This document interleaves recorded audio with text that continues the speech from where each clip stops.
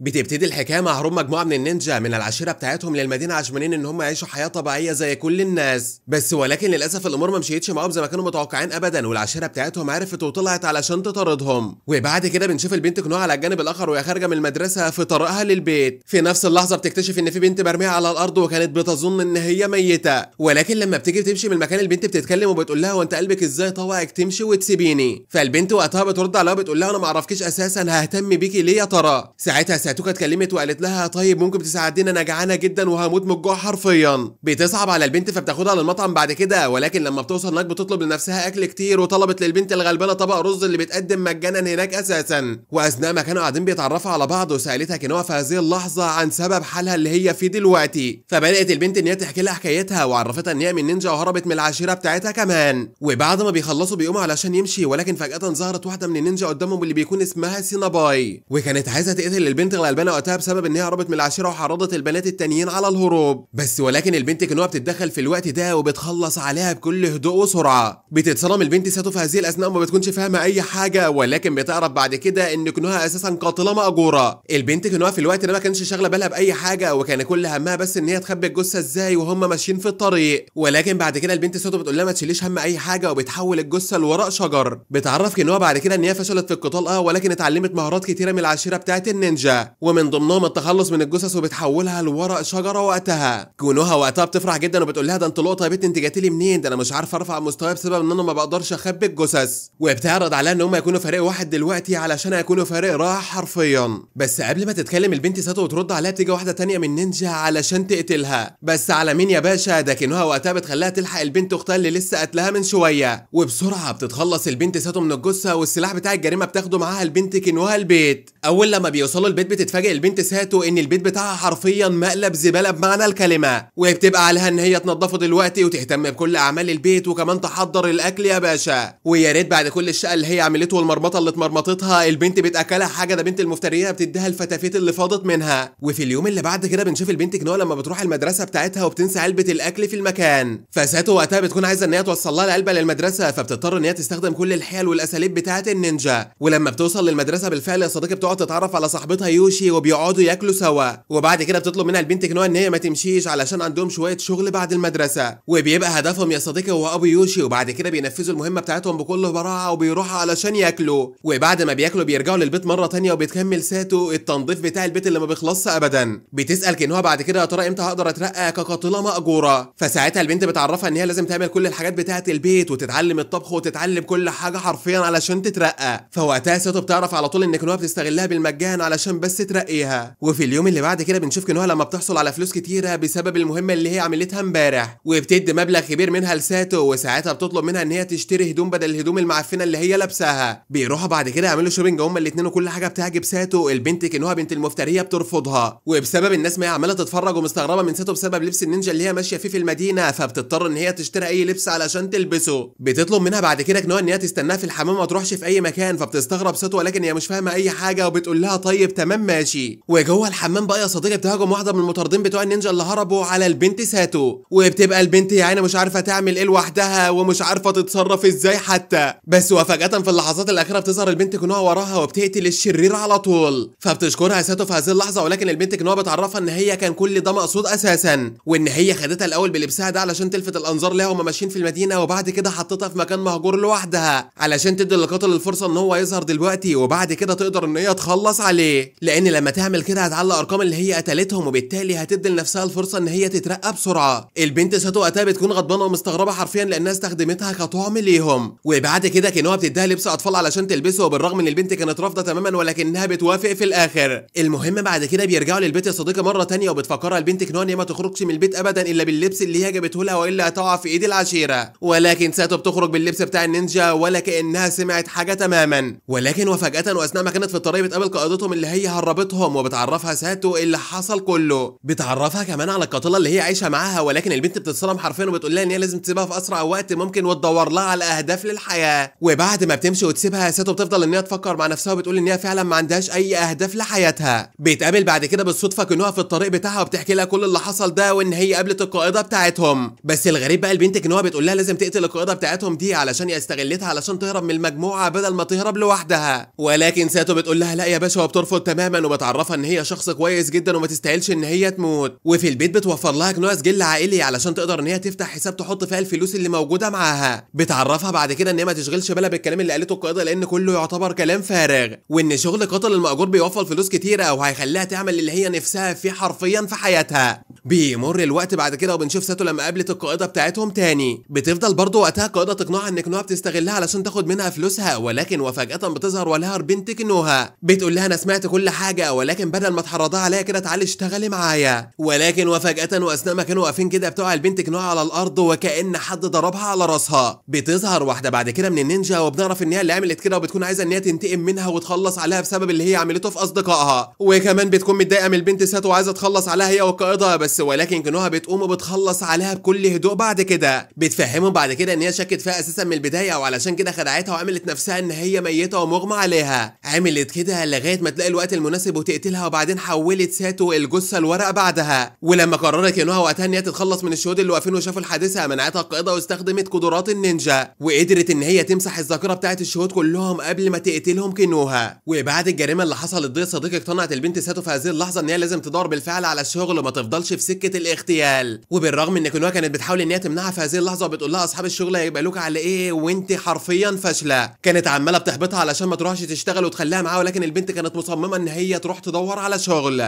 وعلشان كده لما دخلت الشغل قررت انها تعرفهم الحقيقه وان هي من النينجا وهربت ومفيش مدرسه كمان معاها. وده خلى اصحاب الشغل يتعصبوا جدا وقتها منها لانها ضيعت وقتهم على الفاضي. البنت ساتو لما بتيأس تماما بترجع تاني لكنوها وهي مكتئبه تماما بسبب اللي حصل معاها، وعلشان كده كنوها وقتها بتساعدها ان هي تكتب سيره ذاتيه كذب كلها في كذبه، وكل المعلومات اللي فيها مش حقيقيه تماما، وراحت بيها ساتو لاصحاب الشغل مره تانيه. وبالرغم من كده برضه يا صديقي مفيش اي حد رضى ان هو يقبل بيها غير واحده بس، وكانت من المافيا اللي بتحلل الجثث المقتوله. بتوافق البنت ولما بيمر الوقت يا صديقي بنشوفها لما بتقابل القائده بتاعتها مره تانيه وبتعرفها ان هي سابت الشغل بالفعل لانه بيسبب لها كوابيس، وللاسف كل يوم بتفضل تحلم بشكل الجثث اللي هي بتحللها. ولكن واثناء ما كانوا قاعدين بيتكلموا مع بعض يا صديقي في الاجواء الرائعه اللي حواليهم في الحديقه بيصرخ واحد باعلى صوته من اللي كانوا موجودين. الكل بيتفزع وقتها حرفيا وبيقول ابن المجنونه ده ماله، فراحت كورو القائده علشان تطلب منه ان هو يوطي صوته شويه، فبيقول لها ان هو فرحان جدا علشان كده بيصرخ باعلى صوته لانه كسب فلوس كتيره من مسابقه خيل. وساعتها بقى بتفكر كوري يا صديقي ان هي تعمل زيه يمكن تقدر ان هي تكسب شويه فلوس ولا حاجه وتصرخ كده. بتيجي بعد كده صديقي كورو بيروح ياكلوا هما الاثنين سوا، واثناء ما كانوا قاعدين بيتكلموا مع بعض على البنت كنوها بتقفشهم على طول. بتكتشف بعد كده ان هم فتحوا سرها قدام الناس الغريبه وبتبقى عايزه ان هي تتخلص منهم كلهم. وفي نفس الوقت ده على الجانب الاخر كان في واحده موجوده ولابسه كمامه ومن الواضح كده ان هي كانت بتراقبهم، ولكن ساتو الرغايه بتكون عماله بتتكلم بقى على صوتها في هذه الاثناء لغايه ما بتنهار عليهم البنت دي وبتعرفهم ان هي اسمها اريسا، وان هي المهمه المتكلفه بقى ان هي تخلص عليهم كلهم دلوقتي وبعد كده تنتقل لبرج القصر علشان يبقى معاها فلوس كتيره. كينوها وساتو بيكونوا مستغربين جدا في هذه اللحظه منها وبيبصوا لها كده كانها مجنونه، بيقول لها وانت لاسعه يا بت بس، ولكن فجاه بتهجم عليهم، ولكن كينوها وساتو بيقدروا ان هم يتخلصوا منها في اسرع وقت ممكن. ساتو بعد كده اخيرا بتقتنع ان هي فاشله تماما ومش هتنفع في اي شغل تاني، وبتقرر ان هي تستمر في الاغتيال مع كينوها. ومن وقتها والبنت ساتو بتحاول ان هي تبقى صديقه لكينوها، ولكن شخصيتها بتكون صعبه جدا، وده بسبب طبعا ان هي قاتله مأجوره فمش لطيفه حبتين يعني ومحدش بيطيقها. وبتفهم البنت كورو وقتها ان هي مش عايزه تتعامل اكتر من كده زي الخدامات، وان كينوها رافضاها ان هي تكون صديقتها تماما. البنت بتبدا ان هي تتكلم معاها وبتعرفها ازاي تقدر ان هي تكسب قلبها علشان تكون صديقتها، وبالفعل اول لما بتروح البيت بتعمل اللي هي قالت لها عليه، وبتحاول وقتها ان هي ترضي كينوها بكل الاشكال، ولكن كالعاده يا صديقي كينوها بتبقى مش مهتمه ابدا بكلامها. وبالليل بنشوفها لما بعتتها علشان تتخلص من جثه هي خلصت عليها من شويه وهي في الطريق للبيت، ولما ساتو بتروح علشان تتخلص من الجثه بتتفاجئ بواحده من النينجا مسكتها وجرحتها بالخنجر بتاعها وبيكون مسموم، وبالفعل بيسبب لها شلل، ولكنها مش بتموت يا صديقي، وبتبقى معاها كل الجثث اللي هي حولتهم لاوراق شجر. بعد كده البنت النينجا بتطلب منها ان هي لازم ترجعهم لشكلهم الاصلي دلوقتي، ولكن البنت بترفض وبتقول لها ان هي ما تعرفش تعمل كده. وعلشان كده بتقرر البنت النينجا ان هي تاخد البنت ساتو معاها للقريه مره تانية وتخليها ان هي تستمر في تطوير قدراتها، وده بس علشان ترجع الجثث لشكلها الحقيقي مره تانية وبعدها تتخلص منها. وبنشوف البنت وهي سحباها وماشيه في الطريق بتاعها وبيكون معاها كتاب مكتوب في اعاده احياء الموتى، ولكن كينوها بتوصل في هذه اللحظه كالعاده وبتقدر ان هي تخلص على النينجا. بتاخد بعد كده الكتاب اللي بيكون موجود معاها وبتفضل ان هي تقرا فيه وبتتعلم سر جديد وسر عادة إحياء الموتى. بتعتذر وقتها من البنت ساتو علشان هي سابتها تخرج لوحدها ووقعت في المشكلة ديت. وبعد كده بتسألها يا ترى بالقدرات بتاعتها تقدر ترجع الناس دي لأشكالها الحقيقية بعد ما حولتهم لأوراق شجر. بس ساتو بترد عليها وبتقول لها ان هي ما تعرفش والله لأنها ما اكتشفتش القدرة ديت لسه. بيمر الوقت وبنشوف البنت كنوها وبتكون شايله ساتو في هذه اللحظة واخدها على بيت كور. وأول لما بتوصل هناك بتسيبها وبتمشي وكور بتسألها يا ترى ايه السبب اللي هي خلاها تعمل كده. ساتو بعد كده بتحكي لها ان هي حولت العفش بتاع البيت كله لأوراق شجر ومن ساعتها كانت بتحاول ان هي ترجعه لشكله الاولاني ولكنها فشلت. وكنوها غضبت منها اول لما عرفت اللي حصل ده علشان كده قررت ان هي ترميها بره البيت. بتطلب بعد كده منها ان هي تقعد معاها في البيت لحد ما تشوفها تعمل ايه وبالفعل صديقة كور بتوافق. وفي اليوم اللي بعد كده صديقة بتطلب من ساتو ان هي تراقب كور كويس قوي وتشوفها بتروح لحد فين. ولما بترجع بالفعل بتفتن ساتو على المكان اللي راحته كور وبيتخانقوا هما الاتنين سوا.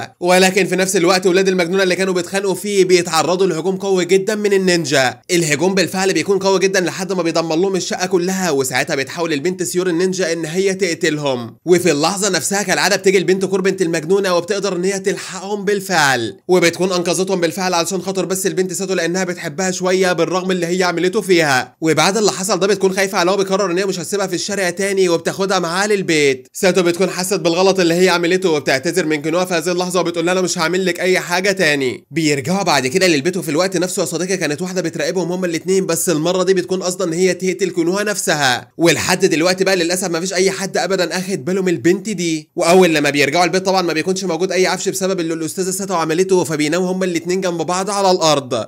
وفي اليوم اللي بعد كده بتصحى كنوها من النوم بتاعها وبتلاقي ساتو قدامها ولكن اول لما بتلمسها بتحس ان هي بارده اكتر من الطبيعي. وكل ده مش ملاحظه لحد دلوقتي ان هي روبوت اساسا وساتو الحقيقيه كانت بتتابعها في شاشه تانية. واتصدمت لما عرفت ان كنوها بنت العبيطه ما عرفتش ان اللي قدامها ده روبوت اساسا مش ساتو الحقيقيه. وعلشان نفهم اللي حصل يا صديقي هنرجع ساعه واحده بس كده قبل ما كنوها تصحى من نومها. وكالعاده بتنزل ساتو ترمي القمامه الصبح بدري وساعتها شافت لفه غريبه قدام البيت. واول لما راحت هناك علشان تتفقدها وتعرف هي ايه بتلاقي دراع بيمسكها وبيخطفها لبعيد. وابنها بعد كده اللي خطف ساتو هي قاتله مخترعه وبيكون اسمها مارين واللي عرفت ساتو وقتها ان كنوها مش هتقدر ان هي تفرق بينها وبين الروبوت. مارين بتتريق عليها بعد كده بسبب اللي حصل وان هي كلامها كان صح ولكن ساتو بتصرخ فيها وبتعرفها ان كنوها كده هتلاحظ الاختلاف وهي كانت بتحبها جدا. بتضحك مارين في هذه اللحظه بتقول لها تعالى تف في وشي لو قدرت بالفعل ان هي تعمل كده وتلاحظ. وبترجع ساتو مره ثانيه تطمن على كنوها على اللاب بتاعها وبتلاقيها بتاكل وبتبتسم للروبوت في هذه اللحظه زي ما كانت بتعامل معاها. وبتبقى ساتو حرفيا هتتجن وقتها ازاي كنوها مش واخده بالها ده هي يعتبر ذكيه جدا اصلا. الشيء الوحيد اللي لفت انتباه كنوها في هذه الاثناء ان الشوربه متغيره تماما عن اللي كانت بتعملها البنت ساتو. ولما اتكلمت وقالت لساتو المزيفه ان هي غريبه عن اللي هي بتعملها رد عليها الروبوت وقال لها ان هي كده بتنتقده وان هي مش هتسمح باللي بيحصل ده ابدا. فاستغربت ساتو اكتر واكتر لان هي ما كانتش بترد عليها ابدا وبالرغم من كده كنوها ما لاحظتش برضه. ورغم غضب ساتو اللي مسيطر عليها دلوقتي لفت لمارين وسالتها عن السبب اللي مخلاها خطفها دلوقتي. فردت مارين وعرفتها ان هي يعتبر اكبر منافسه لكنوها في الاغتيال. وبقى لها فتره ملاحظه ان تقدير كنوها بيزيد بالرغم ان هي كانت زيها بالظبط بتسيب اثر لعمليات الاغتيال اللي هي بتقوم بيها. وعلشان كده كانت بتراقبها واكتشفت ان اللي جد على كنوها هو انت يا ساتو. وعلشان كده انا قررت ان انا اخطفك يا ساتو واخليكي شريكتي في القتال بدل كنوها وارفع المستوى بتاعك كقاتله مأجوره. وساعتها مارين بتسال ساتو في نفس الوقت ازاي بتخفى اثار الجريمه. فبتعرف منها بعد كده ان هي بتحول كل الاشياء اللي موجوده في المكان لاوراق شجر. وساعتها بتنبهر مالين من سحر النينجا اللي بتمتلكه ساتو. بس بتفتكر ساتو وقتها ان الروبوت هيفشل في تحويل الجثث لاوراق شجر وساعتها كنوها هتكتشف ان هو مزيف. وفي نفس الوقت ده كانت كنوها بتتكلم مع الروبوت ده وبتقول له ان هو تستعد علشان في عمليه جديده. وبالرغم ان الروبوت طلب منها ان هم يروحوا مكان في مصدر كهرباء علشان يقدر ان هو يشتغل طبعا يا صديقي ما لاحظتش بنت العبيطه اي شيء برضه. وقتها مارين اتكلمت وقالت لساتو فكك بقى من كنوها خالص وخليكي معايا واحنا هنكون ثنائي جنان اوعدك. وعلشان كده بتقرر ان هي تروح وراهم لمكان القتال. واول لما بتوصل هناك بتسمع كنوها بتطلب من الروبوت ان هو يمحي مكان الجريمه. فوقتها بيخرج شعاع نار قوي جدا من عينيه وبيحرق كل الاثار اللي موجوده في المكان. حرفيا الكل بيتفاجئ من قدراته. ده حتى البنت مارين اللي صنعته ما كانتش عارفه ان الروبوت يقدر ان هو يعمل كده. طب لازمتها ايه بقى اللي هي عملته كله؟ ووقتها بتجري ساتو على كنوها وبتقول لها ان هي صاحبتها ومارين دي منافستها وهي اللي خطفتها. وبتفضل ان هي تقنعها ان الشيء اللي واقف قدامها هو المزيف وان هي الحقيقيه وبتحول لها كل حاجه في المكان لاوراق شجر بالفعل زي ما كانت بتعمل. ولكن الروبوت بينافس ساتو في هذه اللحظه وبيستخدم عيونه الحارقه. وساعتها كينوها بنت المجنونه مش بتصدقها وبتفكرها ان هي شبيهه ساتو وبتشيلها ترميها بعيد وبعد كده بترجع للبيت يا صديقي. كينوها وقتها بتعامل الروبوت بشكل حلو جدا ولطيف اكتر من ساتو وكانت حابه النسخه دي اكتر من ساتو نفسها. مارين بتكون عماله بتراقبهم من بعيد وبتكون متحسره تماما ان هي قدمت روبوت زي ده لمنافستها. ساتو وقتها بتتكلم وبتقول لها انا مش مصدقه ابدا ان انتوا كلكم متنازلين عني علشان خاطر حته روبوت زي ده. بتعدي ايام يا صديقي وساتو بتراقب الروبوت بتاعها وبيكونوا في حاله انسجام تامه وكينوها وقتها ما بتكونش ملاحظه اي فرق بين الاتنين وده كان مجنن ساتو حرفيا وبيعدي شهر والحال بيكون زي ما هو برضه. ورغم ان العلاقه مع مارين وساتو كانت اتحسنت مع الوقت يا صديقي ولكن ساتو ما قدرتش ان هي تنسى كينوها ابدا. وفي نفس الوقت ده كينوها كانت ملاحظه ان ساتو فهمها اكتر من العادي وبقت مريحاها جدا. ساتو وقتها بدات تحس ان هي خسرت صاحبتها قدام روبوت زي ده فبتجري على مارين بعد كده بتطلب منها ان هي تعلمها اكلات جديده وده طبعا علشان تبهر بها كينوها لانها بتحب الاكل جدا. ووقتها بتلاحظ ساتو ان مارين بتراقب كينوها على الشاشات وده طبعا لانها المنافسه بتاعتها الوحيده وعايزه تتغلب عليها باي شكل من الاشكال يا صديقي. وفي اليوم اللي بعد كده بتتنكر ساتو علشان تقابل كينوها من غير ما الروبوت يشوفها ولا يكتشفها ولكن للاسف الخطه بتفشل والروبوت بيحس بقى في هذه اللحظه وبيهجم عليها لغايه ما ساتو بتخاف وبتهرب من المكان. واول لما بترجع البيت ساتو وقتها بتلاحظ ان عليها دم وبتسالها يا ترى ايه الدم ده فبتكذب عليها وبتقول لها ان هي جرحت روحها ولكن لما كينوها بتبص على ايدها مش بتلاقي جرح ولا حاجه وبتكتشف ان هي بتكذب عليها وبتقول لها يا ترى جراحك بتخف بسرعه كده يا سبحان الله. كينوها بعد كده بتطلب منها ان هي تستعد علشان عندهم مهمه خطيره جدا في الغابه واول لما بيخلصوا المهمه بتاعتهم يا صديقي بيتوهوا وقتها فبتضطر الروبوت ان هي تطير بكنوها علشان يقدروا ان هم يخرجوا من الغابه دي وساعتها بتشك بقى فيها 1,000,000% بس ولكن بتشكرها في نفس الوقت ان هي انقذتها ولقت الطريق ولكن الروبوت بيتعب يا صديقي من الطيران وبتطلب من كنوها ان هي تاخدها المكان في مصدر كهرباء وبيروحوا بعد كده للبيت وبيناموا سوا هما الاثنين جنب بعض. وتاني يوم يا صديقي بنشوف الروبوت وهو بيجهز لكنوها شويه الشوربه اللي هي بتحبها. كنوها بتبدا ان هي تشكرها على اهتمامها بيها وعلى الجانب التاني كانت مارين سعيده بوجود ساتو معاها لان مستواها عمال بيزيد اكتر واكتر وبمساعده ساتو وبيروحوا بعد كده يتمشوا هما الاثنين سوا. بس ساتو في نفس الوقت بالرغم من كده بتكون حزينه ان كنوها صاحبتها نسيتها واستمرت مع الروبوت. مارين وقتها بتكون ملاحظه حزن ساتو اللي مسيطر عليها من وقت ما هي اخدتها من كنوها وبتطلب منها ان هي ترجع لبيتها تاني. وطبعا ساتو ما بتصدق وبتجري على كنوها يمكن تقدر ان هي تقنعها ان هي الاصليه واللي معاها ده الروبوت وبيضحك عليها. وفي الاوقات دي كانت كنوها راجعه من المهمه بتاعتها ومعاها الروبوت يا صديقي وبيروحوا بعد كده يقعدوا سوا هما الاثنين في المطعم. وفي نفس الوقت ده برضه بنت المجنونه ما بتكونش ملاحظه ان الروبوت اصلا بيشحن نفسه بالكهرباء ولكن كل اللي شاغل بالها ان الفاتوره جت عاليه على البيت وبتطلب منها ان هي توفر شويه في الكهرباء علشان هي خربت بيتها حرفيا. وقتها الروبوت بيرد عليها وبيقول لها انت بتكسبي كتير من الاغتيال اللي بتعاني من المصاريف الزياده وانا لاحظت اصلا ان انت معفنه وما بيهونش عليك الفلوس من ساعه ما العفش اتحول لورق شجر وانت ما اشتريتيش بعده تاني. وبتسالها بعد كده يا ترى انت بتشتغل شغلانه بتدخلك فلوس كتيره زي ديت بتودي الفلوس فين انا عايز اعرف بس دلوقتي. وبعد تفكير كتير بتقرر كنوها ان هي تشاركها السر بتاعها وبتطلب منها ان هي ما تتغيرش معاها لما تعرف الحقيقه. وبتبدا بالفعل ان هي تحكي لها الحكايه بتاعتها والروبوت بالرغم من كده بيبدا ان هو يتعاطف مع كنوها بيقول لها صدقيني مش هسيبك وهفضل معاكي للنهايه. وفي الوقت نفسه ده يا صديقي بتيجي ساتو وبتتجنن حرفيا لما بتشوفهم هما الاثنين وحاضنين بعض وبتكون بتحبها كده كنوها وبتقرر ان هي لازم تاكد لها دلوقتي حالا ان هي الاصليه وان اللي معاها دوت يعتبر هو المزيف. وبيكون معاها مارين اللي بتبدا تعرف كنوها ان هي اللي صنعت الروبوت ده علشان تاذيها بس مش اكتر ولكن مش بتصدقها وبيبدا القتال بينهم في هذه الاثناء وبيخرج الروبوت دخان بيعمل عيون تماما. مارين وقتها بتكون هتتجنن وعايزه ترجع الروبوت اللي هي ضيعته من ايديها اللي كله مزايا ده باي شكل من الاشكال. وساعتها بتنادي ساتو على البنت كنوها بتقول لها اتفرجي بقى انا هعمل لك ايه في دلوقتي يا حلوه وبتلمس الروبوت وقتها وبتحوله في غمض البصر لورق شجر. كنوها وقتها بيسيطر عليها الحزن وبتحس ان هي فقدت شيء غالي عليها بالرغم ان هي عرفت ان هو كان بيخدعها. بتعتذر بعد كده لساتو بتعرفها ان هي ما خدتش بالها ابدا ان هو كان روبوت مزيف وطوال الوقت ده كانت مخدوعه فيه. بيرجعوا بعد كده هما الاثنين البيت وكنوها بترفض ان هي ترمي الشوربه اللي عملتها الروبوت وحتى ساتو بتاخدها منها وبتدوقها وبتعترف وقتها ان هي لذيذه جدا. وبس لحد هنا يا صديقي تكون حلقه النهارده الاسطوريه خلاص خلصت. فلو عجبتك الحكايه ما تنساش تدعمنا بلايك رايق زيك كده وتكتب لنا في الكومنتات عايز جزء تاني ولا لا. وعلشان ما اطولش عليكم اكتر من كده صلوا على النبي واذكروا الله واشوفكم على خير الفيديو اللي جاي.